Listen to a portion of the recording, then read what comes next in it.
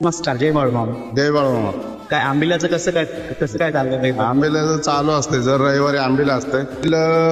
जिरे, मोहरी, हा. तेल, कढीपत्ता, नाचण्याचं पीठ आणि चिंच. आणि हे आता काय आहे सध्या? हे नाचण्याचं पीठ आहे.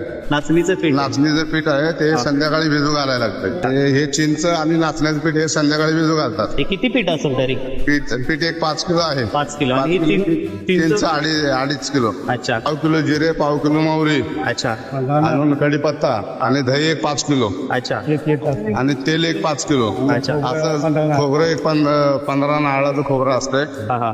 असं मिळून त्याचं मिश्रण सर्व बनवून त्याला आंबील हे मामाचा मेन प्रसाद आहे. किती लिटर आंबे होतात? किती लोकांचे तरी पण एक 50 लिटर आंबील होते. 50 लिटर. इथे दादांनी सांगितले कसं बनलं जातं.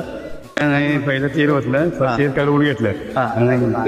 तेल कलवून घेतल्यानंतर परत त्यात जिरे, मोहरी, परत त्याच्यावर कढीपत्ता, लसूण, लसूण टाकलं. त्यानंतर खोबरं टाकलं. नंतर परत दही टाकलं. सगळं यांचं मिश्रण केलं आणि मीठ टाकलेलं असतं. परत तुझे हळद आहे ना, हळद पण टाकली. हळद पण टाकल्यानंतर सगळं मिक्सर करून एकदम भाजून घेऊन सगळं ओके करून ते पण नंतर शेवटला पाणी ओततो आणि नंतर ते उकळल्यानंतर आहे ना, नंतर नाचणीचं पीठ ओततो आणि नंतर चीज ओततो त्यात. मिश्रण झालं ना, एकदम चवीला एकदम चव देते एकदम चांगली.